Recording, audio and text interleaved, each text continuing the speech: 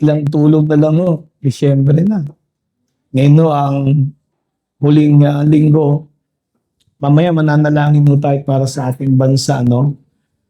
Para tayo po ay patuloy hong kalingayin ng Panginoon. Di ba tayo nag-pray noon and hindi ho pinabayaan ng Diyos sa ating bayan, no? Ngayon po ay magkakaroon ng malaking rally ho doon sa may Kamaynilaan at ipapanalangin natin na maging mapayapang muli. Ilan naman ang prayer ngayon na huwag hong mapasukan ng mga masasamang elemento. Amen? At bago tayo mag-aaral, nais ko lang po magbigay ng announcement. Sa Sunday po, simula ho ng Disyembre, diba? First Sunday and second Sunday, ang atin hong taunan hong celebration no, ay gagawin natin sa December 21, ikatlong linggo. Hapon po yon, no? Hindi naman exactly sa Christmas party. Tayo yung nagki-Christmas party pero hindi alam natin yung katotohanan na hindi naman pinanganak si Jesus ng Disyembre. Kaya lang tayo ay nagbibigay ho ng pagpapahalaga dahil sa pamambarang yun, at least naalala ng mundo, no? Meron nung Kristo na nagkatawang tao, 2,000 taon nakakaraan. So, December 21 ho yun.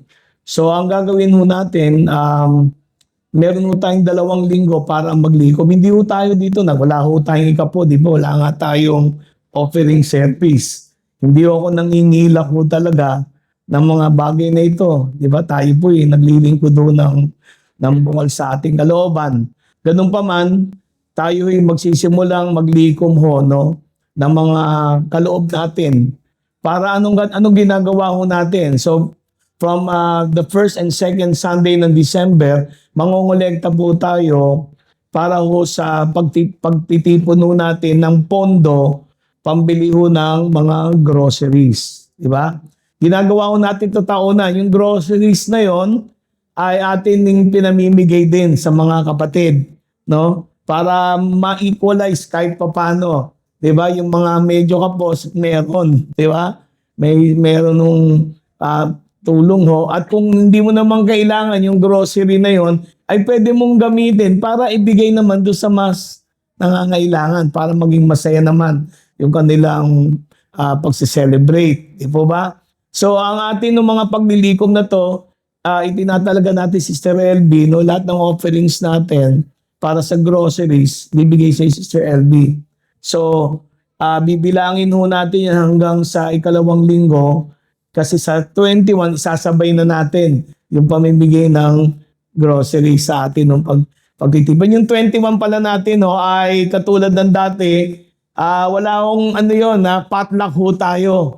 Diba? Potluck ho tayo na magdadala tayo ng pagkain, hapon po yun after lunch, no? Pero yung coordination ng pagdadala natin ng pagkain, hindi naman kailangan mag-arbo yun. No? Pero alam natin, dadagdagan natin ng konti. Magko-coordinate naman tayo kay Sister Eileen. Di ba kaya natin ginagawa yung para hindi magka-doble-doble. Mamaya pagdating natin, lahat tayo, pansit eh. Di ba? So para maging masaya naman kay Sister Eileen, yan, yung mga kapatid na hindi makakapaganda, hindi naman ho kayo sabihin, hindi na ho atin, hindi ho. Kung di kayo makakapaganda, wala akong problema. Kasi sobra-sobra ho yung pagkain. Ang kailangan lang ho natin, maging masaya ho tayo, magsasalo-salo tayo, tao ng salo-salo lang naman yun eh. So, yung mga walang panganda, hindi ho kayo etsapuera dyan. Tayo po kasama. Diba? Amen? Yung sa groceries naman, yung kaya nyo lang, huwag nyo pipilitin. Ang mahalaga yung bukal sa kalooban natin. Amen po? Kasi sa 21, doon tayo mamimigay ng mga, meron tayong raffle. Kaya lang inibaw namin yung raffle ngayon, hindi naman mga appliances na medyo electronics. So ito mga personal items. No? Pamimigay ho natin ito sa mga kapatid. No? At itutuloy din ho natin yung pamimigay ho ng hamon kahit paano. Sabi niya, Brother Albert, namimigay ka ng hamon. Hindi ito galing sa pondo ng kundi pasasalamat ko po sa inyo na gusto ko naman kahit minsan na makakain naman tayo ng hamon, di ba? Hindi naman tayo nakakain lagi nun eh. Di ba? So at least masaya yung ating bagong taon, di ba? Masaya yung ating pagse-celebrate. So December, first week of December hanggang second week, mangongolekta Sister LV, Eileen, yung ibang mga kapatid, magbigay na kayo ng kay Eileen kung ano yung gusto niyo dalhin. Di ba? Brad, pwede ba dyan magdala ng medyo kakaibang luto? Okay lang yun. Walang problema. Di ba? Di ba? Ang malaga, masaya tayong lahat. Yung mga kapatid naman na gusto ring magbigay para sa panahon na yon, mag-coordinate din kayo kay Presi naman sa aking Macy's, di ba? Kung sasabay ko kayo sa pamimigay ng mga mga bagay i-coordinate naman sa aking Macy's. Amen. Pa yung mga bata, yung pamilya natin, dali natin kasi magmimigay din tayo para sa mga bata. Okay ba yon? Hindi man mayaman ang ating gawain, at least masaya naman tayo. Tayo po yung nagsasama-sama, di ba? Amen? Amen po? So, tayo po ay maghanda po kasi masaya po ito, no? Alam ko ho na may mga mensahe po ang Panginoon na nais niyang iparating sa atin, sa akin ng pag-aaral, pero alam ko na we are preparing for so many things, no?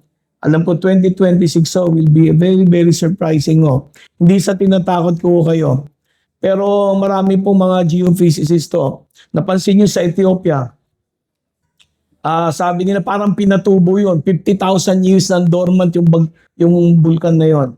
Ang sabi po ng mga scientists, 2026 daw ay parang panahon ng bulkan at lindol.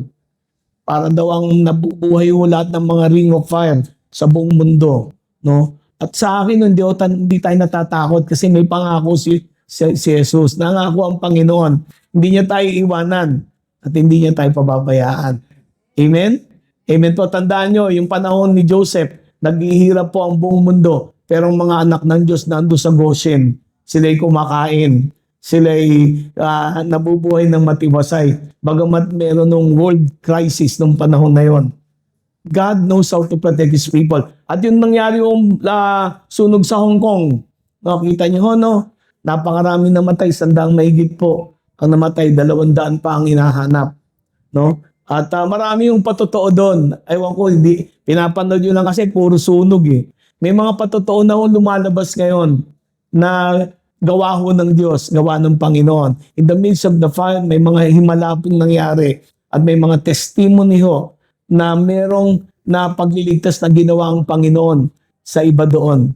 Amen? Sa mga ibang mga kapatid natin.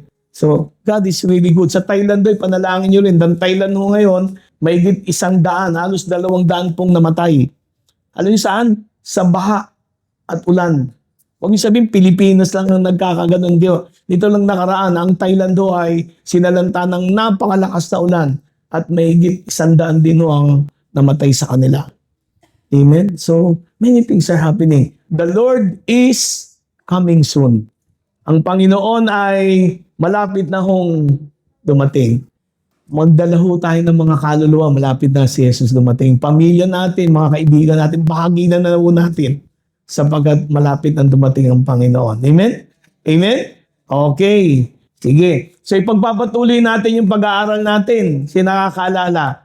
Natutunan natin na lahat ng panalangin, lahat, all prayers, lahat ng uri ng panalangin, petition, confession, lahat ito, kailangan gawin mo in the Spirit. Yung prayer na nakagisna natin, yung panalangin na tinuturo sa atin, yung panalangin na madalas ginagawa natin, nakita ho natin, kulang ho, kapos, kung ikukumpara natin sa banal na kasulatan. Di ba? Natutunan natin na ang panalangin sa Espiritu ay hindi lang nangangahulugan ng Holy Spirit ang kasama mo o tumutulong sa iyo sa prayer, kundi nangangahulugan din ito na yung panalangin mo ay galing sa iyong kaibuturan. Amen? Hindi nguso lang, hindi bibig lang, hindi isip lang, kundi sincero, malalim, personal. Yun ang nais ng Panginoon. Dalawa ang disiplinang iniwan ng Panginoon sa mga lagad niya. Dalawa rin yung sakramento na iniwan ng Panginoon na dapat ginagawa ng mga Kristiyano, di ba? Ang una ay ang bautismo sa tubig at ang pangalawa ay ang banal na hapunan o tinatawag natin komunyon. Yan ang dalawang ginagawa sa mga gawain ng Diyos. At sa mga mananampalataya, meron kang disiplina na dapat gawin sa buhay mo. Kung tayo man ay nag-aaral, tayo man ay nagtitipon-tipon, alam niyo po, kaya nga hindi ko tinatawag na worship service itong gawain natin. Kasi ang unang iglesia ng Panginoon, the early church, ang kanilang pagtitipon, ang tawag nila doon, assembleya, pagtitipon. Anong ginagawa nila? Yun ay lugar ng pagsasanay nila. Ano yung bakit? Kasi pakinggan niyo po ito. Ewan ko hindi pinag-iisipan niyo to. Ang kaligtasan po ay personal. At ang paghuhukom po ay personal. God will judge you personally and God will reward you personally. Wala hong church, walang grupo, walang asosasyon, walang reliyong pagdating ng pagharap natin sa Diyos. And Jesus is a personal Savior. Amen? At ang Kristyanismo po, bagamat tayo po ay malawak, ang kaharian ng Diyos ay, sabi nga, nasa lahat ng dako, ang lahat ng ito ay pagsasanay sa atin sa isang personal na pagsamba.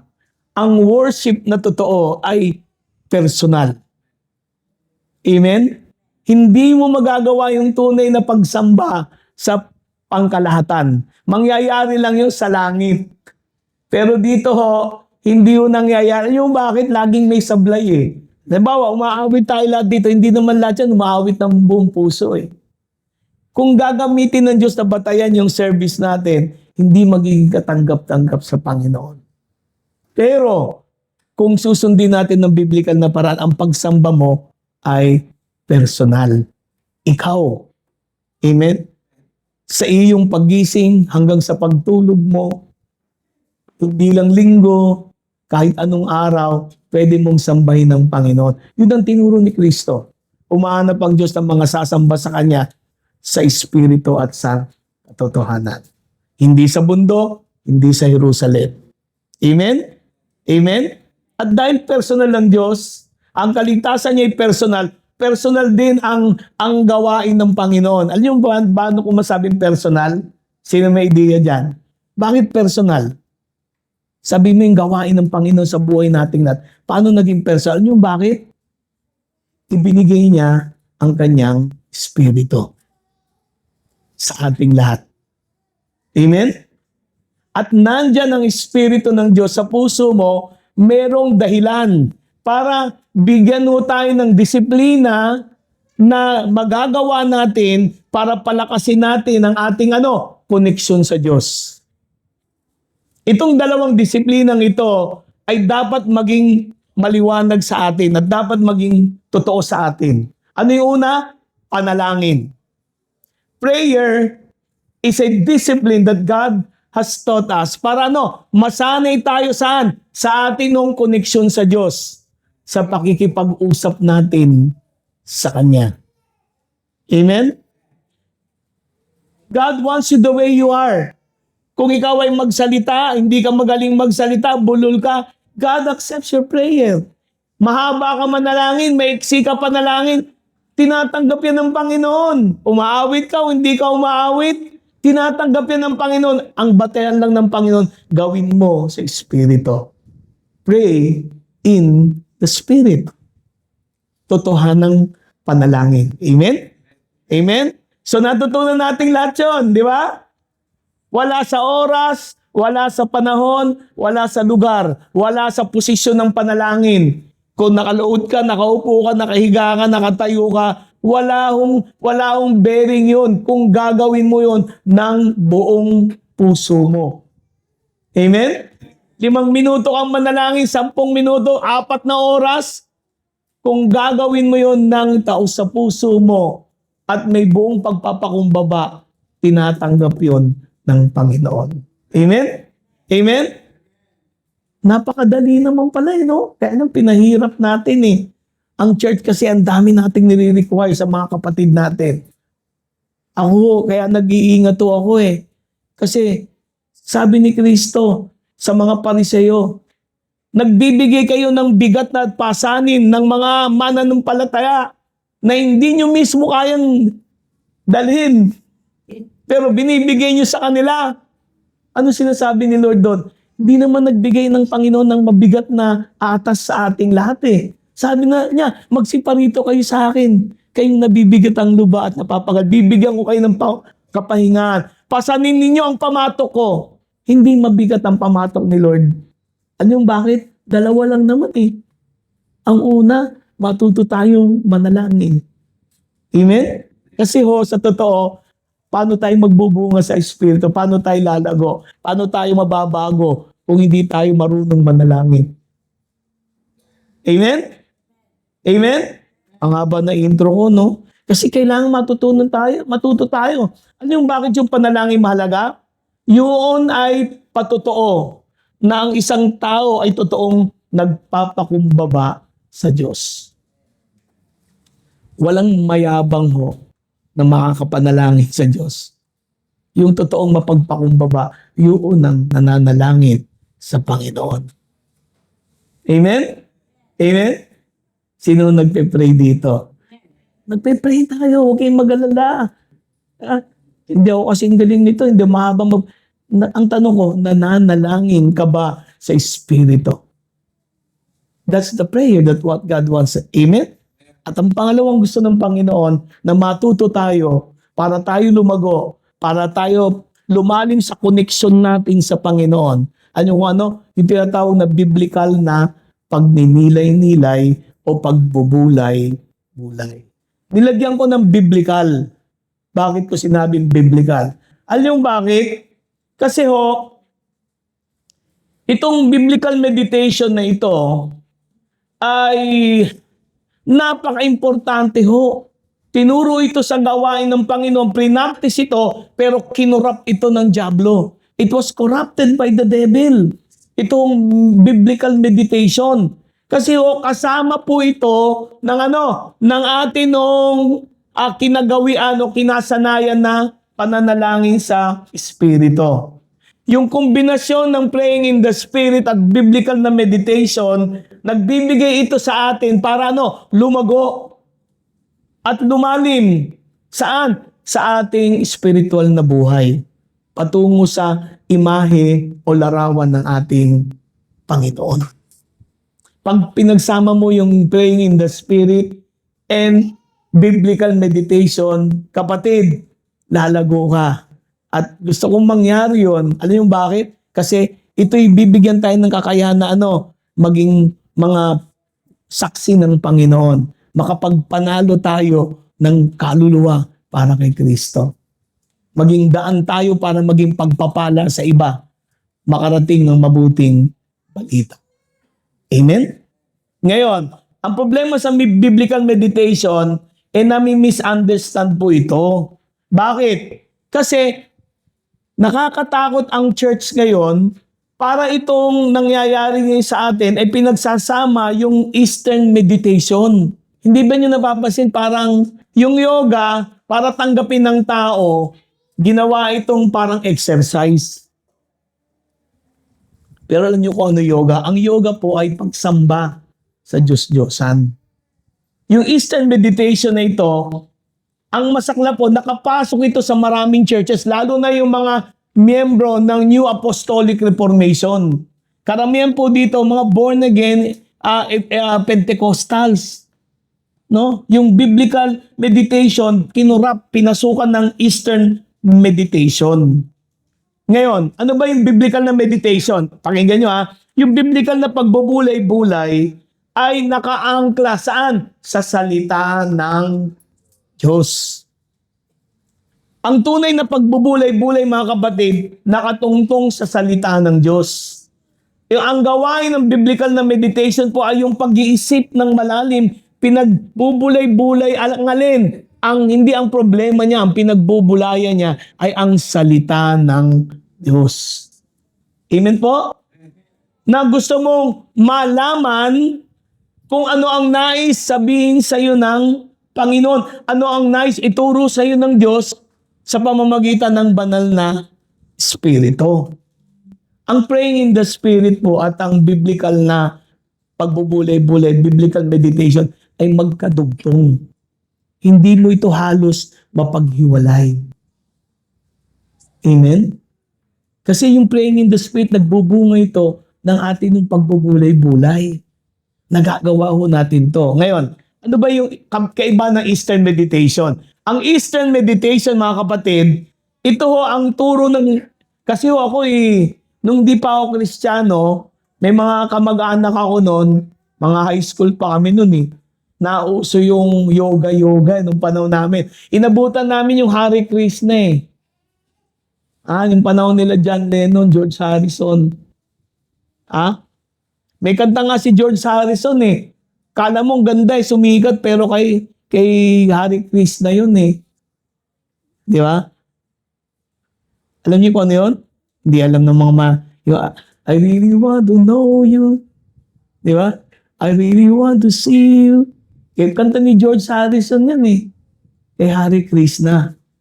Ano yung ang turo ng biblical ng Eastern meditation ganito? Pag ikaw ay nagme-meditate, pakinggan nyo to sa church ginagawa na to. Nakakatakot. Tinuturuan tayong meditation na, kapatid, pag ikaw nagbubulay-bulay, kailangan blankuhin mo isip mo. Blankuhin mo. Blankuhin mo para ikaw tumanggap ka ng spiritual na kaalaman. Hindi ho biblical yun. Hindi ho tinuro ng Bible na pag tayo, sige kapatid, magbulay-bulay tayo. Blankuhin mo isip mo. Kailangan maging blanko yan at pagkatas tumanggap ka kung anong revelation sa'yo. Hindi ho ganun. Ang biblical meditation ay nakaangkla sa salita ng Diyos. Doon nagsisimula. Hindi blanko isip, salita ng Diyos. Amen? Pag nakarinig kayo sa church o nanonood kayo na YouTube, lalo may mga churches na ganito, nagtuturo na ng pagbubulay-bulay, yung quiet time, nakurap na Bablangkuhin mo, pagkatapos hayaan mo, baka mamaya may magpakita sa'yo angel, may magbumulong sa'yo. Nakakatakot yun. Di ba? Mamaya, sige sister, brother, tumahimik ka, blankuhin mo isip mo, ipatayin mo ilaw. Pagkatapos basta, damahin mo lang ang Diyos. Sigurado ka, Diyos ang madadama mo pag blinaang umuutak mo. Nakuha niyo po ibig sabihin? Yan ang Eastern meditation. Nakaangkla yan sa yoga. Ang yoga ganun Tapos sasabihin, blankuhin mo, umisip ka ng maganda, na ilog o dagat. Hindi nag-iisip tungkol sa Diyos. Tinuruan mga Kristiyano minsan, sige kapatid, imagine mo na yung sagot sa panalangin mo, parating na. Biblical ba yun? Ba't tumahimik kay lahat doon? Hindi mo biblical yun Salita ng Diyos. Pangako ng Diyos. Word of God. Doon nakaangkla ang biblical na meditation. Okay. Para maintindihan mo, Brad, paano ko maintindihan ang biblical na meditation? Para maintindihan natin to, kailangan balikan natin. Ayan. Brad, kailan ba unang ginamit ang salitang meditate o salitang meditation sa Bible? Ayan. Sino may ulay? Sino nagturo ng meditation sa Bible? Sino? Huwag mo na ilipat, may makalata nila. Tatanungin ko muna. Palagay mo kapatid, yung pagbubulay-bulay, sino ang nagturo nun sa Biblia? Sino? Mayroon kayo ideya?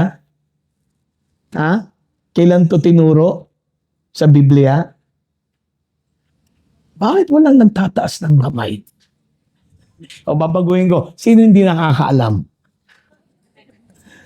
Diba? Yun nga ang problema. My people are being destroyed for lack of knowledge. Alam niyo, nakakalungkot. Kaya ako naalala ko laging sinabi ng Diyos kay Ezekiel Sabi ni Ezekiel, pag sinabi ko yung taong mamamatay at hindi mo sinabi mamamatay siya sa kasalanan niya, yung dugo niya hanapin mo sa kamay mo.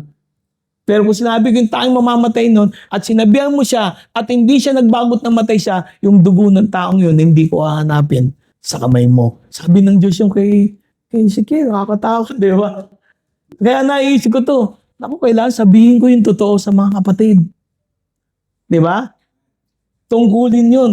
Sabi nga, trabaho yun ng mga tumatayo sa pulpito. Alamin ang katotohanan.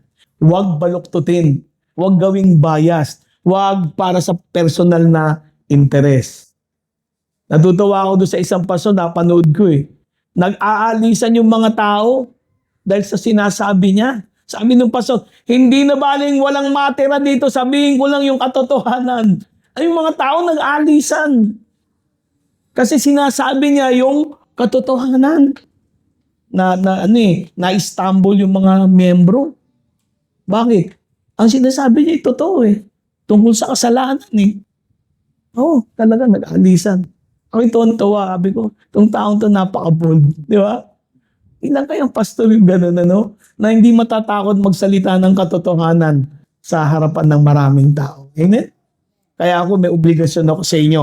Sabihin sa inyo yung aking nalalaman batay sa katotohanan. Amen? Okay, tingnan natin kailan ito unang ginamit. O, sirit na kayo? Ha? Kailan ba ito unang ginamit? Sino nagturo? Makukuha natin yan sa aklat po ng Joshua. O, background. Ano yung aklat ng Joshua? Sino si Joshua? Si Joshua ang alalay ni Moses. At si Moses ay namatay na. Tama? Pero bago namatay si Moses, yan ang hindi natin nalaman. Si Moses, bago namatay, anong ginawa niya? Naisulat niya ang 5 aklat. Ang tawag sa aklat na yon ay Torah. The 5 books. Amen? Genesis, Deuteronomy, Exodus, Leviticus. Diba? Yung mga aklat na yan, yung Old Testament. Amen? Naisulat ni Moses. Bakit? Ipinasulat ng Diyos. Ang record para matutunan ng mga anak ng Diyos kung paano nilikha ang mundo, ano nangyari sa unang mga nilikha niya, at saan papunta ang sangkatauhan.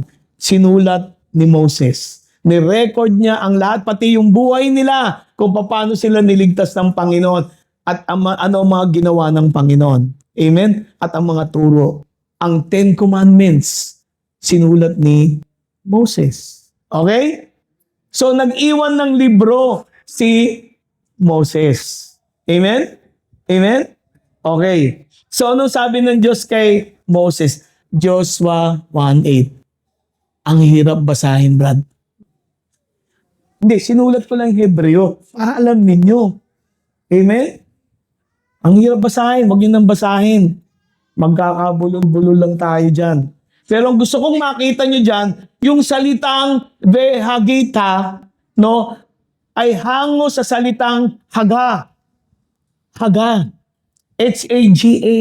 Ang ibig sabihin nito, yung Haga, maging tahimik, pangkaloobang refleksyon. Yun ang general ibig sabihin, na ikaw ay tahimik na nagre-reflect. Tahimik na nagre-reflect. Sino marunong gumawa? Kayang-kaya niyong gawin yan. Madalas ginagawa natin yan. Diba? Pag nagmumukmuk ka, ginagawa mo yan eh. Tahimik ka, nagre-reflect ka sa buhay. Ano ba nagawa ko? Ba't ko ba nagawa yun? Ano ba nangyayari? Diba? Nagre-reflect ka. Amen? Pero alam niyo ho, ang maganda dito sa salitang Haga, hindi mo natapos doon. Kasi nung isulat ito sa Joshua 1:8, merong dinagdag ang Panginoon.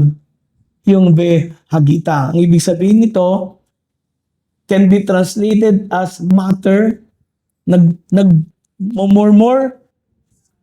Ano ba nagmumurmur sa Tagalog? Ha? Pabulong-bulong? Bumubulong-bulong? Ha? Growl? Ay, yung growl, malupit yung growl. Parang aso naman, parang pusa. Diba? Or recite quietly. Nagre-recite ka ng tahimik. Ano yun? Ikaw lang ang nakakarinig. Nagre-recite ka ng tahimik. Amen? So ang idea ng haga pala, ibig sabihin nito, yung constant na tahimik yung boses mo na mababa lang, nagsasalita ka, para ano? Mamemorya mo. Para maalala mo. Para ano? Mapagtanto mo kung ano ibig sabihin nun. Yun pala yung meditation. Yung haga. Na pag ako'y nagbabasa, hindi lang nagbabasa yung mata ko, nagsasalita ako. Nagsasalita ako sa sarili ko. Yan, teacher natin. Di ba pag ikaw nagme-memorya, mas madali mong mamemorya kung nagsasalita ka kaysa mata lang? Kasi yun ang ginagawa ko eh. Pag ako'y nagme-memorya, nagsasalita ako sa sarili ko. Sinasabi ko yung binabasa ko para maalala ko. Tama? Yung pala yung meditation. At ang unang-unang nag-practice nito ay walang iba kung hindi si Joshua. Si Moses hindi niya to nagawa kasi siya yung sumulat ng aklat. Nakuha nyo? Bakit hindi si Moses ang tinuruan ng mag-meditate? Kasi si Moses, iba yung experience niya sa Diyos. Si Moses, harapan. Diba? Si Joshua, pag pumupunta si Moses sa tolda, tent of the meeting, nasan si Joshua? Nasa pintuan lang. Si Moses ang nasa loob. Ibang klaseng level ni Moses. At kaya ginawa ng Diyos yung para maisulat ni Moses lahat. Kaya sasabihin, Brad, paano nasulat ni Moses ang Genesis? Paano hindi niya masusulat? Kaharap niya ang Diyos. Diba? Dinidiktahan siya, sinusulat niya. In fact, yung templo, lahat yun, sinulat ni Moses, paano gawin? Dinikta ng Diyos. Amen? So, ang meditation, hindi ginagawa ni Moses. Harapan siya. Face to face. Amen? Alam niyo yung face to face, hindi programa. Yung face to face, yung harapan. Ngayon, tayo, hindi natin magawa ang face to face sa Diyos. Tama?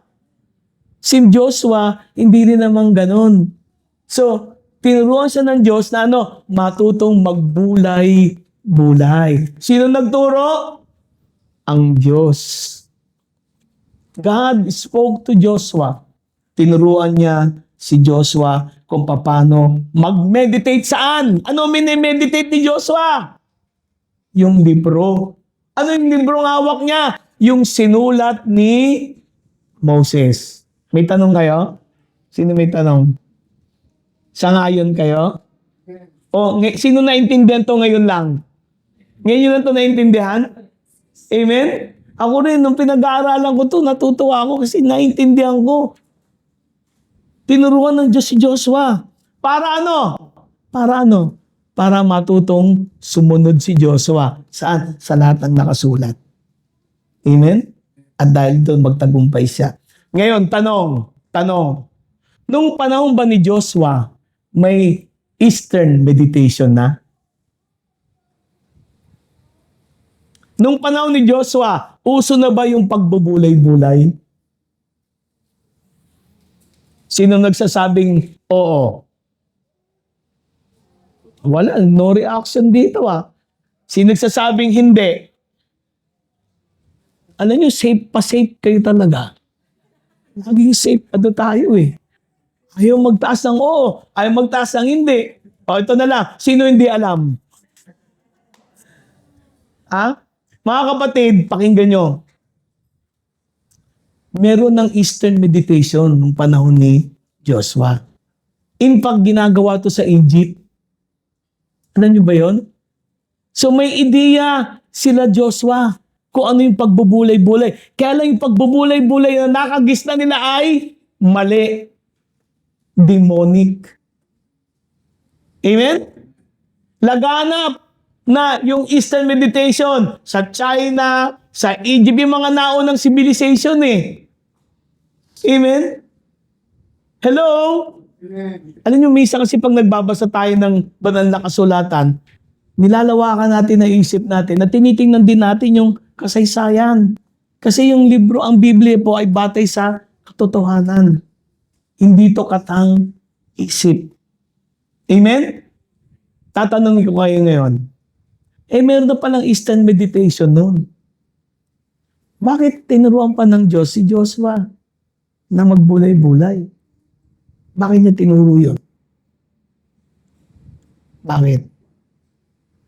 Naku, tumahimik na naman kayo. Ang tipid ninyo. Wala. Bakit niya? Ha? Para may tama ang mali. Oy, maganda yan. Doon sa likod. Para ano? Ha?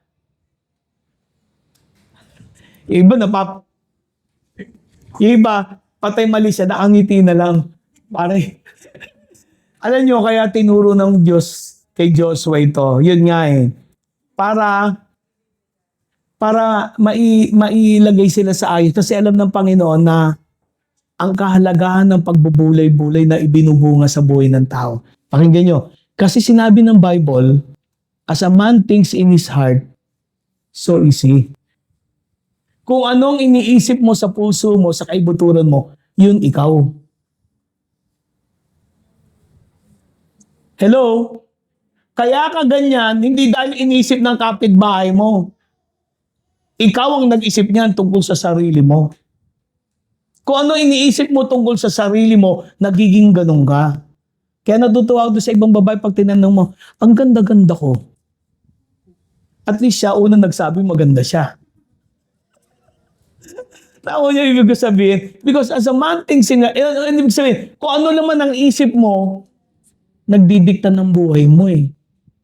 Kung ang isip mo puro problema, ano magiging itsura mo? Oh, hindi niyo pa alam yun. Problematic.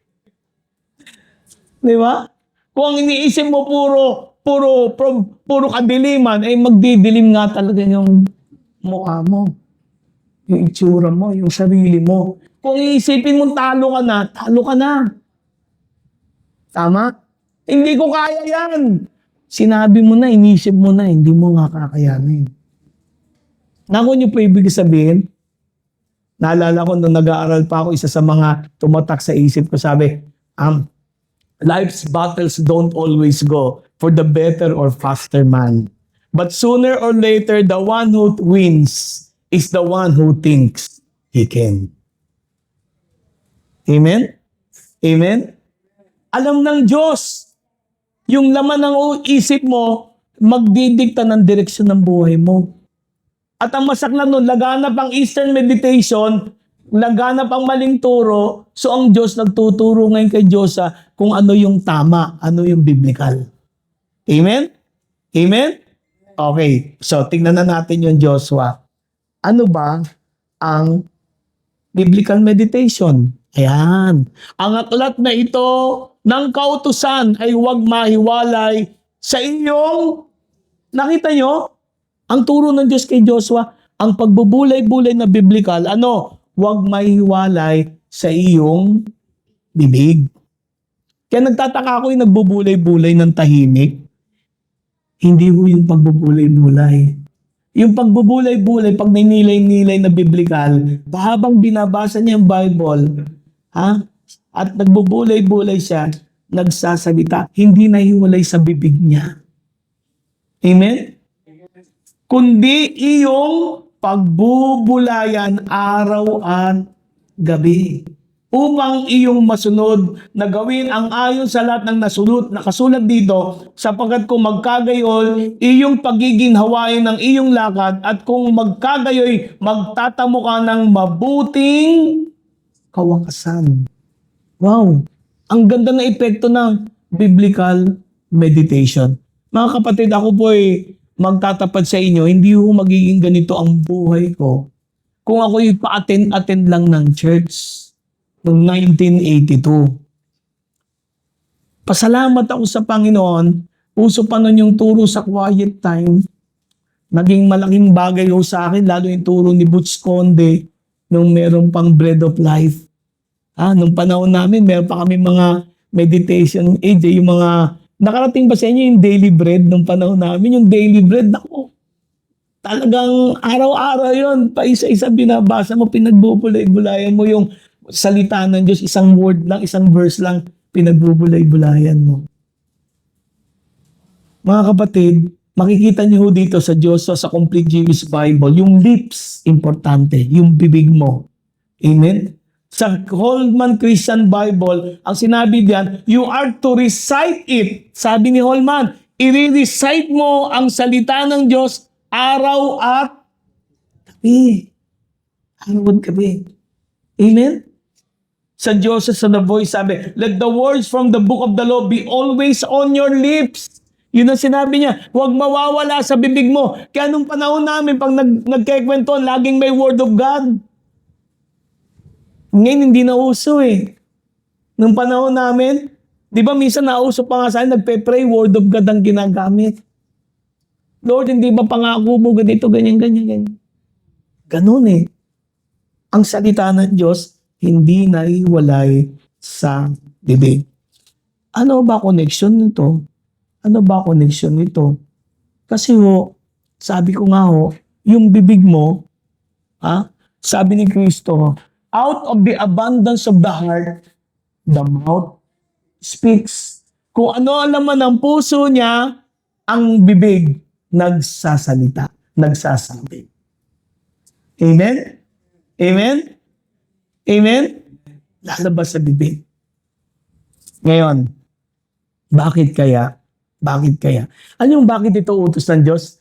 Kay Joseph, pag bulay-bulayan mo ito, araw at gabi, huwag mahiwalay sa bibig mo. Bakit? Tingnan niyo sa verse 7, makikita niyo yun. Kasi sinabi ng Panginoon, ito ang importante sa buhay natin dito sa mundo, sa bigat ng laban natin, napakasama ng ating kapaligiran. Tama? Pasama ng pasama ang tao ngayon. Pasama ng pasama ang sistema. Amen? Ano sabi ng Panginoon? Above all, sabi niya kay Joshua, tinawag niya si Joshua. Ano sabi niya? Ikaw ang maglilingkod sa akin, ikaw ang maglilid sa mga taong iniwan ni Moses. Ano sabi ng Panginoon? Above all, be strong. Maging malakas ka. Be courageous. Magpakatapang ka. Para ano? To carefully observe the whole instruction my servant Moses command you. Do not turn to it from to the right or to the left, so that you will have success wherever you go. Amen? Ang Kristiyano po, hindi magiging malakas. Marami nagpe-pray, Lord, palakasin mo ko. Lord, palakasin mo ko. Sino nagpe-pray niyan? Lord, palakasin mo ang aking spiritual na buhay. Hindi ka naman nagpe-pray in the Spirit. Lord, palakasin mo ko. Hindi ka naman nagbubulay-bulay. Nagninilay-nilay ng salita ng Panginoon.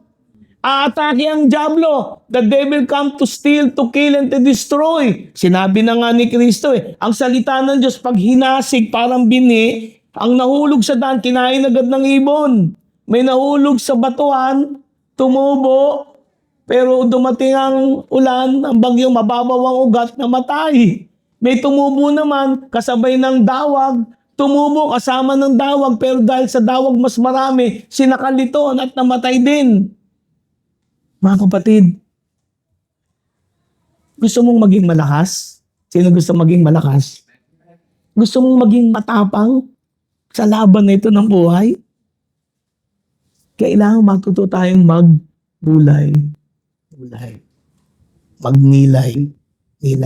Kasi ito ang sikreto para tayo po ay maging malakas, maging matapang na magawa ang kalooban ng Panginoon na nakasulat sa kanyang banal na kasulatan. May natutunan mo kayo? Amen? Bakit ako kailangan magbulay-bulay? Kasi yun ang source ng pagkain mo. Kaya sabi ni Kristo, ang tao hindi mabubuhay sa tinapay lamang, kundi sa bawat salitang lumalabas sa bibig ng Panginoon. Hindi nyo ba naisip ibig sabihin nun? Man shall not live by bread alone, but by every word that proceeds out of the mouth of God. Tatanungin kita, saan mo hahagilapin yung words that proceeds out of the mouth of God ngayon? Tutunga ka sa bahay mo, maghihintay ka magsalita mula sa langit ng Diyos? Di ba hindi? Sa kukunin yung salita ng Panginoon, nasa Biblia na. Ang ganda nga ngayon, digital age na eh. Nung panahon namin, Biblia talaga eh. Ngayon, Ha? Meron na tayong digital. Nung panahon namin, nauso na yung lalo na yung naka-earphone ka, yung audio. Nagbenta pa nga nun yung Philippine Bible Society. Yung audio Bible. Diba? Yung tamad magbasa. Nakikinig na. Meron pa nga YouTube. Yung YouTube nga may dramatics na di ba? Amen? Sikreto ng pagpapalakas at pagpapatibay at pagbibigay ng tapang na magawa ang kalooban ng Panginoon ay ang pagbubulay-bulay. Pwede bang kausapin mo yung katabi? Mga kapatid, magbulay-bulay ka naman. Ha? Okay. Himayin natin. Tingnan nyo. Teka lang. Sa inyo, para saan ba ang Bible? Ano ba ang Bible? Kasi ang problema natin, ang Bible, ginawa nating masyadong relihiyoso. Nung bata pa kami, ayaw kaming papahawakin ng Bible. Kasi sabi, sagrado yan. Banal yan. Pag binasa mo yan, mababaliw ka. Para sa'yo, ano ba ang Biblia? God, ang Biblia, misteryo yan. Yan ang pagkukunan ng mga misteryo ng Diyos. Mga kaalamang malalim, mga kaalamang ano sabi niya? Hindi malirip. Para sa'yo, ano bang Bible? Masyado natin hinay pang Bible. To the point na, si pastor lang magbabasa niya, nireliyon nga eh. Walang pwedeng magbasa ng Bible. Yung pastor lang, yung pinaka-punong ministro lang ang maglalabas ng katuruan. At ang babasahin ng mga membro, magazine na lang. At saka kung ano yung sermon na pinapadala. Sobrang banal ng Biblia, Brad. Banal ho ang salita ng Diyos. Totoo yan. Pero para saan ang Bible? Bakit ipinasulat ng Diyos ang Biblia? Yan, tatanungin ko kayo. Bakit ipinasulat ng Diyos ang Biblia? Ayan na, pinos na nga ni Haron. Yan, makikita nyo na eh. Bakit?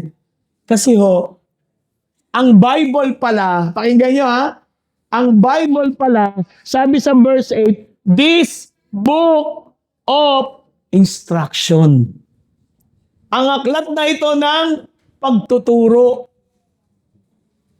Instruction. Ang Bible po ay ibinigay ng Panginoon bilang instruction manual para sa lahat ng mga anak niya. Bakit ko kailangan basahin ito? Instruction manual eh. Amen? Amen? Bakit? Nakalagay na ho dyan lahat yung kalooban ng Diyos. Pakinggan nyo ha. Sa Biblia, nandyan yung mga pangako ng Diyos. Uy, tonto tayo sa pangako ng Diyos. Sa Biblia, nandyan yung kanyang plano. Nandyan yung kanyang gabay. Nandyan yung kanyang pagbabala, warnings. Nandyan yung kanyang mga pagtuturo. Nandyan yung mga halimbawa ng buhay ng mga lingkod niya na nagkamali. At yung iba nagtagumpay. Amen? So, ang Bible ay instruction manual. So, pag ako'y nagbubulay-bulay ng Bible, pinagbubulay-bulayan ko yung pangako niya, pinagbubulay-bulayan ko yung kalooban niya, pinagbubulay-bulayan ko yung gabay niya, pinagbubulay-bulayan ko yung mga babala at paalala niya, pinagbubulay-bulayan ko yung mga turo niya, pinagbubulay-bulayan ko yung buhay ng mga nauna sa atin, mga propeta, mga lingkod niya. Amen? So, ang biblical na meditation, nag-uugat, nakaangkla saan? Sa salita ng Diyos dahil ito ay instruction manual ni Lord. Kaya kung tunay kang mananampalataya, kailangan nagbabasa ka ng salita ng Diyos. Dito lusot na tayo. Nung panahon namin, pag umattend ka ng church, may dala kaming Bible. Napapahiya ka pa nga eh. Pag wala kang dalang Bible, parang ano ka? Anong tawag yun? Hindi ka in. Sabi, Pastor, buksan natin ang mga Bible. Wala kang dalang Bible. Kunyari, nakikibasa ka na lang. Yung ibang church naglalagay ng Bible para yung mga tao pag pumunta wala, may Bible doon. Bakit to? Kasi doon nakaangla lahat eh. Ang maganda sa atin, yung Bible mo, pwedeng nasa cellphone mo na. Sino dito ang merong Bible sa cellphone? Uy, salam. Ang tanong, binabasa nyo ba? Dati yung mga Bible, pagandahan nung panahon namin. Ako yung mga mayayaman, gaganda ng Bible. Yung mamahaling Bible. Ang tanong, binabasa ba? Ayun, naalikabukan na lang. Yan katulong ang taga-alikabok. Mga kapatid, amen? Bakit to? Bakit? Pakinggan nyo to. Ang Diyos, makikipag-ugnayan sa atin. Pakinggan nyo ha. God will always communicate with you through the Word of God. Kailan nangyayari? Lord, anong gagawin ko sa buhay ko? May problema ako. Lord, ganito. Alam niyo ba yung buhay ko, yung yugto ng mga buhay ko? Kung kailan ako nagkaroon ng mga kasagutan, yung lalo bagsak na bagsak ako. Nangyari yun habang ako yung nagbubulay-bulay ng salita ng Diyos. Hinahanap ko yung pangako niya. So, hindi to pag may problema, hinahanap ko yung pangako ng Panginoon. Nung bata pa ako, hinahanap ko. Ang unang mission ko, nag-aral ako ng Bible. Hanapin ang mahigit 8,000 pangako ng Diyos. Kaya yung Bible ko, puro kulay. Lahat ng may kulay, pangako ng Diyos. Sino nakaranas dyan? Wala, ako lang pala. Sorry. 8,000 promises. Lahat ng problema mo, ito maganda, lahat ng problema mo sa buhay, may pangako ang Diyos. Ano, na-discover mo na ba? Hindi, yung pastor namin, dapat siya nang gumawa. Kaya nga ako, hindi ako nagpapasweldo eh. Hindi ko ginagawa itong ano eh. Di ba? Alam yung bakit? Para matapang ako. Kaya ko sabihin sa inyo, oy, magbasa kayo ng Bible. Amen? Amen? Nakuha niyo pa ibig ko sabihin? Kasi ang Diyos, hindi makikipag-uusap sa'yo kung hindi niya dadaanin madalas at lagi sa salita niya mismo. Mas nakakatakot, Brad. Dadating kayo isang araw, Brad, nakipag-usap sa akin si Lord. Bakit? Kasi habang nandun ako sa banyo, lumabas siya. Kausap siya. Ang unang tatanong ko, sigurado ka? Siya yun? Paano mo lalamang siya yun? Pag yan ay lumabag sa salita niya, hindi siya yun. Pag yan ang bunga niya ay yumabang ka, hindi siya yun. Parang tahimik kayo lahat. Sino gusto dito makausap ang Panginoon? Makapag-communicate kay Lord. Kapatid, when you meditate, pag ikaw ay nagbubulay-bulay, nangungusap ang Diyos sa iyo. Kaya nga, ikaw pag nananalangin ka, ikaw yung daldal ng daldal. Tama? Mahirap kasi, Lord, ano sasabihin mo? Bigla kang pipikit. Ano sasabihin mo? Binintay ko. Parang ang Eastern meditation na. Ba't hindi buksan mo ang Bible mo? Habang binabasa mo, nangungusap sa iyo. May mababasa ka dyan, parang lumulundag ang puso mo. Sila nakakaranas dyan. Yung iba naman, kahit sabihin mo medyo mali, cutting the Bible. Lord, anong pangako mo? Pagbukas ng turo. Ito ang pangako ni Lord. Huwag mo lang matuturo yung kay Judas, ha? Di ba? Naku niyo pa ibig ko sabihin, ang salita ng Diyos, ang uugat, ang angkla ng ating pagbubulay-bulay. At ang pagbubulay-bulay natin sa Kanya, ang paraan ng Diyos para makipag-usap sa ating lahat. Amen po? Sana gawin mo natin ito sa ating mga buhay. Amen? I hope we do it. Amen? Amen po? So, ang haga po ay patuloy, paulit-ulit. So, yung meditation, no, pag ginawa ko natin to, pinapayagan natin ng Diyos, paano pala mangungusap ang Diyos sa akin? Brad, anong garantiya? Ayan, tanong. Ano ang garantiya na makikipag-communicate sa iyo ang Panginoon habang nagbubulay-bulay ka ng salita niya? Anong garantiya? Ano? Bakit ako nakakatiyak? Makikipag-usap sa inyo, makikipag-communicate sa inyo ang Panginoon habang nagbubulay-bulay ka ng salita ng Diyos. Sino may idea? Sino may idea? Ha? Ha? Ang banal na spirito. Trabaho niya yun. Nandyan siya sa'yo. Habang ikaw ay nagbubulay-bulay, ang banal na spirito ang magbibigay sa iyo ng mga instruction ng Panginoon. Siya ang magbibigay ng liwanag, siya ang mangungusap sa puso mo. Sa puso mo. Huwag kayong matatakot, huwag kayong tatamarin mga pagbulay-bulay. Mga kapatid, alam nyo lahat ng mga tinuturo ko sa inyo, bunga ng pagbubulay-bulay ko.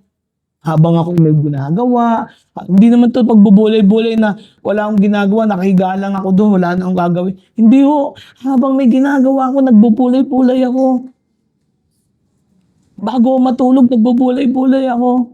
Hindi ko nga hawak ang Bible ko, pero pag nakabasa ako, ano ko yung salita ng Diyos, pinagbubulay-bulay. Hindi ko naman kailangan pagbulay-bulayin yung buong aklat eh. Minsan pangako ng Diyos, minsan paalala, babala, turo.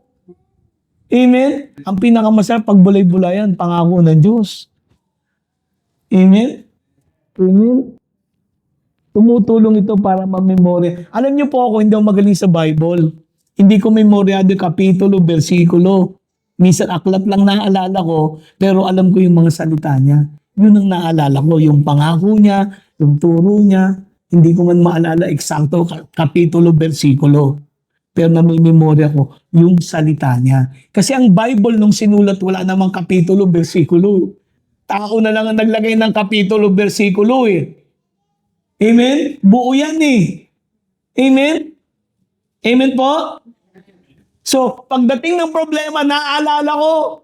Tingnan nyo ha, pag kayo nagbubulay-bulay, pag dumating problema, naaalala mo yung salita ng Diyos. Dahil doon hindi ka bumabagsak. Dahil doon hindi ka nalulupay-pay. Amen? Amen? Amen?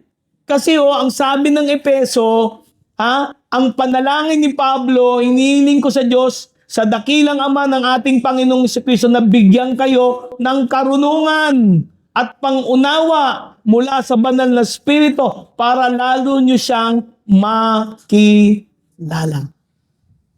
Amen? Amen? At malaman ninyo ang napakadakilang kapangyarihan ng Diyos para sa ating mga sumasampalataya sa Kanya. Ano yung pagbubulay-bulay? Malalaman mo yung kapangyarihan ng Diyos. At dahil dito sa paghumarap ka sa problema mo, alam mo na yung kapangyarihan na yun kikilos sa buhay mo. Kasi alam mo may gagawin ang Diyos. Alam niyo, huwag niyo isipin, ako yung nagsasabi dito, may gagawin ng Diyos, sinasabi ko lang yun. Hindi. Kasi alam ko, naranasan ko, nakita ko. Bunga ito ng pagbubulay-bulay. Nakita ko sa buhay ni Joseph. Nakita ko sa buhay ni David. Nakita ko sa buhay ng mga apostol. Nakita ko. Napag-aralan ko. At nakita ko mismo. Naintindihan ko. The Holy Spirit purpose is giving people wisdom and understanding in comprehending God's exceeding great power to know God in yung sa isang malalim, deep and personal manner. Amen? Makakilala ko ang Diyos. Amen? Amen? Alam nyo, ito ang purpose natin. Alam nyo kung ano? Hindi ko man kilala ang pinakamataas na pinuno ng bansa natin. Pero meron akong ipagmamalaki. At least kilala ko ang Panginoon na nagligtas sa atin. Sabi ni Jeremiah, ganito ang sabi ng Panginoon, huwag magmapuri ang marunong sa kanyang karunungan at huwag magmapuri ang makapangyarihan sa kanyang kapangyarihan. Huwag magmapuri ang mayaman sa kanyang kayamanan, kundi magmapuri ay dito magmapuri. Ano yan? Na kanyang naunawaan at nakikilala ako na ako ang Panginoon na nagsasagawa ng kagandahang loob, ng katarungan, ng katwiran sa daigdig, sapagkat sa mga bagay na ito ay nalulugod ako, sabi ng Panginoon. Ano yung pagmamapuri ko? Kilala ko si Lord. It matters to me.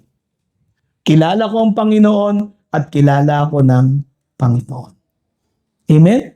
Sabi nga ng Panginoon si Lord mismo nagsabi, at ito ang buhay na walang hanggan. Si Jesus nagsabi, ano yung buhay na walang hanggan? Ang makilala ka nila na iisang tunay na Diyos at si Jesucristo na iyong sinugo.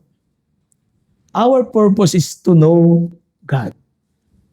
Amen? Hindi ka man master, hindi ka man doctorate, hindi ka man graduate, wala ka mang maraming alam, pero kilala mo ang Diyos. Kapatid, ikaw na yung pinakamarunong. Natatakot ako. Ang daming mga abogado, doktor, yung mga magatalino naman. Alam nila lahat, kilala nila iba, pero hindi nila kilala ang isang Diyos at Ama ng ating Panginoong Jesucristo. At ang ating Panginoong Jesucristo, nakaisa-isa at tunay na bugtong na anak ng Diyos. Hello? Amen? So in closing, nilagay ko dito, Brad, ang ganda-ganda ng tinuturo mo. Pwede ba turuan mo kami paano mo ginagawa yan? Ayan. Nilagay ko ho yan. Meron ho kayo sa web, may homepage ba?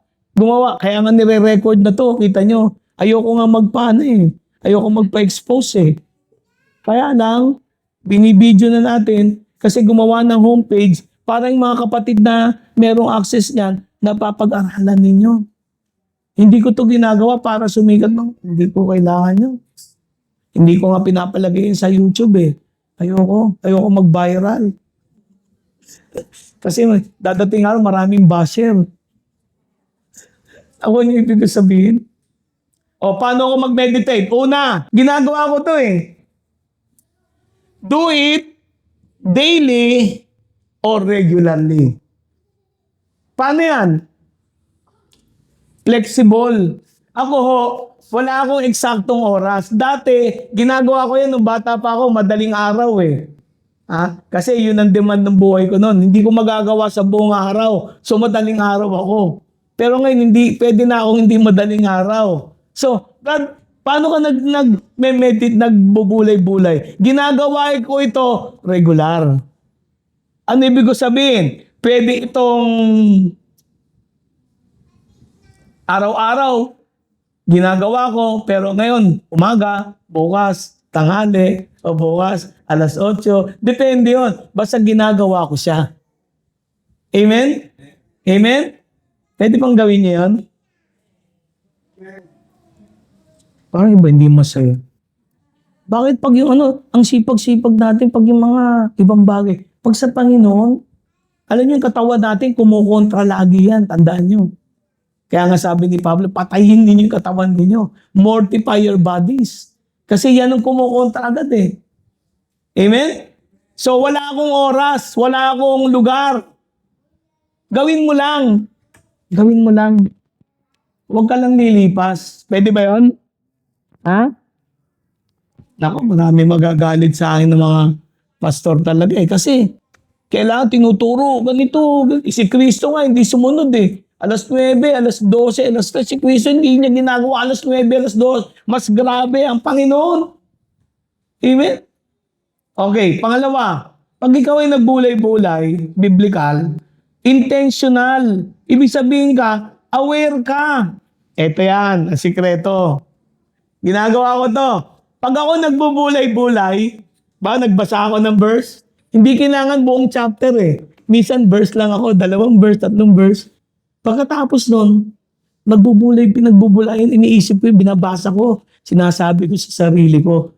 Ang pangalawang bahagi ko, ginagawa ko, aware ako, na habang ginagawa ko yun, hindi ako mag-isa.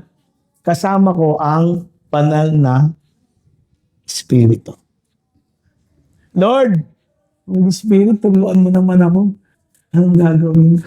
Ano ba ibig sabihin nito? Amen? Alam niyo, huwag niyo sabihin, napakagaling ko. Minsan nagbabasa ako ng Bible, hindi ko maintindihan ng buong araw yan.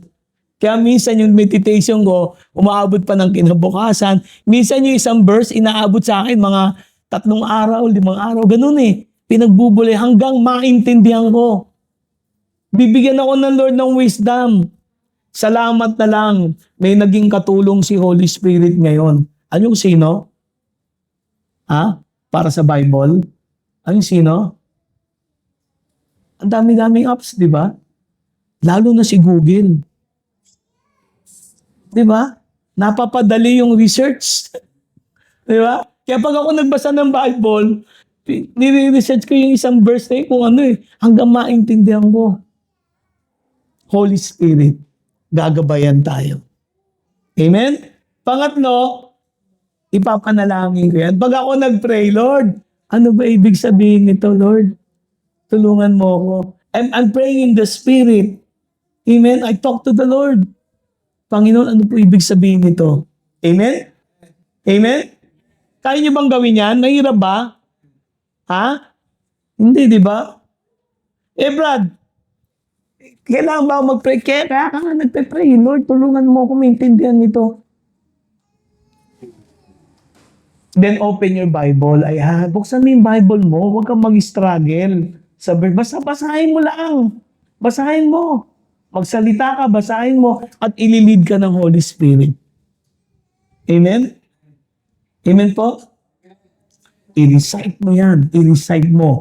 Sabihin ng bibig mo yung pinagbubulay-bulayan mo. At maintindihan mo, magkakaroon ka ng liwanag sa isipan mo. Ako karamihan na natutunan ko, nung nagsisimula ako, sa tool room ko natutunan sa tool room. Yung iba nga sa jeep Sa jeep. Minsan nung dadating sa akin yung kaliwanagan, nasa jeep ako, nagpapasa ako, nagbubulong-bulong ako minsan. Hindi ko lang nilalakasan. Diba? Baka matakot yung katabi ko Diba? Mga kapatid, magbasa tayo. At yung verse na nabasa ko, hindi ko binibitawan hanggang hindi ko naintindihan. Hanggang hindi ko na-assimilate sa buhay. Ano ang modelo nito? Sa Bible ang modelo ay yung picture na yan. Ang mga Hudyo, meron silang ginagawa araw-araw. Alam niyo kung ano? Yung isang ama na tinuturuan yung kanyang anak. Yung bata, kahit hindi pa marunong magbasa, binabasahan ng tatay. Hindi pa marunong magbasa yung bata. Yun po. Bakit? Hanggang yung bata ay matuto. Yun ang totoo. Yung palang meditation na to, ang lagi kong iniisip, ang Holy Spirit, nandyan ang Lord. Ang Holy Spirit kasama ko, tinuturuan ako ng Diyos. Amen? Ito bonus. Bonus. Pag nasanay kayo sa ganyan, natuto kayo. Minsan ang Holy Spirit, out of nowhere, tuturuan ka. Itong gawin mo. Bibigyan ka niya ng ideya. Bibigyan ka niya ng ideya. Bibigyan ka niya ng direksyon. Di ba minsan may gusto kang gawin, may pipigil sa'yo. Naalala ko si Dave Ollerking nung lumindol sa Baguio. Yung hotel na titirhan ni Dave Ollerking. Amerikano yun nakilala namin yun. Siya talagang laging nag-meditate sa Holy Spirit. Yung araw na lilindol, nandun siya dapat. Ba't hindi siya tumuloy? Simple lang ginawa ng Holy Spirit. Ano? Meron siya nakita pagkain. Naku, kinain niya. Ano nangyari? Kumulo ang tiyan niya. Dahil kumulo ang tiyan niya, ayaw niya magbiyahe. Sasakay siya ng bus. Pag naabutan ka sa bus, hindi pa uso nun yung may CR. At saka wala pang T-Flex Di ba? Matagal ang biyahe. Sabi niya, hindi na muna ako tutuloy. Ipakancel ko yung aking booking. Kinabukasan na palilipasin ko muna. Siguro hindi nakainom ng Imodium. Mabilis yung Imodium Di ba? Diet tabs lang siguro yung alam. So wala. Hindi siya nagtuloy. Nagpatotoo siya. Sino nakakaranas dito, may gusto kang gawin, hindi mo magawa, parang may pumipigil sa'yo. Meron kayo yan? Ako may times so ganyan. Yung namiligro yung buhay ko, yun nga, naalala, may bumulong sa akin, nung sinabi sa akin ng boss, tumakbo, takbo. Pag word ng takbo, yun pala, sasaksakin na pala ako ng gangster dun sa Moraita. Habang naglalakad ako pauwi ng gabi. Hindi ko na. Ang inabot ko, tadyak lang eh. Buti na lang, di ako marunong kumarate. Ang marunong ako, kumaripas. Diba? Kaya kumaripas ako. Nabuhay ako. May plano ng Panginoon. Naku niyo pa ibig sabihin. Yung simula ko sa gawain, nagsimula rin niya sa Diyos eh. Binigyan ako ng panaginip, nakakita ako ng panaginip, ng vision, di ko maintindihan. Pagkatapos inimbita ako, nagsisimula ako. Doon sa church na yun, nakakita ko yung mismo yung logo. Sabi ko, yan yung panaginip ko. Yung pala, doon ako magsisimula. Walang-wala ako, kapatid. Nandun, umiiyak ako. Lord, alisin mo ako dito sa Sampaloc. Umiiyak ako. Wala akong trabaho, wala lahat ng time na yon. Alam nyo, ang sabi ng Panginoon sa akin, bago matapos ang taon, darating ang tulong ko. Nagpatuloy ako. Alam nyo, isang patulong ginamit ng Panginoon. Ang sabi, Brother Larry, kinento kita sa amo ko. Gusto kang makilala ng amo ko. Doon nagsimula yung career ko sa asfalto. Hindi ko alam, mataas pala yung posisyon ko, magkakaroon ako ng sariling hanap buhay. God guides. The steps of a good man are ordered by the Lord. Saan nagbunga? Sa panalangin sa Espiritu at pagbubulay-bulay na biblikan. Amen? May natutunan kayo? May naintindihan kayo? Pakinggan nyo. Hindi ko kayo gustong takutin. God gave me a word para sa taong 2026. Ipapalagay ko yan dito. Ginaguide ako ng Panginoon. Na ituro ito sa inyo lahat para tumibay tayo. Ha? Kasi hindi natin alam ang mangyayari sa mga taong darating. Paano kung totoo yung sinabi ng mga siyentipiko na 2026 ay panahon ng pagputok ng mga bulkan at panahon ng pagkaroon ng mga malalakas na lindol. Paano kung mangyari yun? Paano kung wala nang gawain? Magpapatuloy ka ba? Kung alam natin lahat ito, kapatid, kahit saan ka mapunta, magpapatuloy ka. At hindi lang yun, baka yung aking pangarap, iba sa inyo, maging mga mangangaral na, mga evangelist na. Amen? Amen? Kasi marami po akong binahaginan, iba, mga naging pastor na, naging mga evangelist. Kaya ako'y natutuwa sa buhay ko. Ganito lang po ako. May mga naging mga lingkod na ng Panginoon galing ko sa ministeryo. Mga kapatid, ihanda natin ang ating mga sarili. We do not know what is coming in 2026. But I know God's promises. Ano yung pangako niya? Ang sabi niya sa Biblia, Hineloyanum velo yishan shomer Israel. He that keepeth Israel neither slumber nor sleeps. Ang Diyos na nag-aalaga sa kanyang bayan ay hindi naiidlip o natutulog man. Ganun ang ating Panginoon. Amen? Amen? Sino po dito magpe-pledge? Huwag kayo sa akin mga ako, pledge lang. Brad, pagsisikapan ko na maging regular ang panalangin ko sa Espiritu. Brad, pagsisikapan ko na magbulay-bulay ng biblikal sa buhay kong ito. Nilagay ko na ho ito lahat para magampanan natin. Amen? At tandaan nyo, baka isang araw, pag ginawa nyo to, sasabihin niya, Brad, pwede ba ako magsalita? Yun ang inaantay ko. Sasabihin mo, Brad, ako muna magsasalita. Isi-share ko lang yung napagbulay-bulayan ko. Napakasarap nun. Di ba? Amen? Amen? Praise God. So, may natutunan kayo? Amen?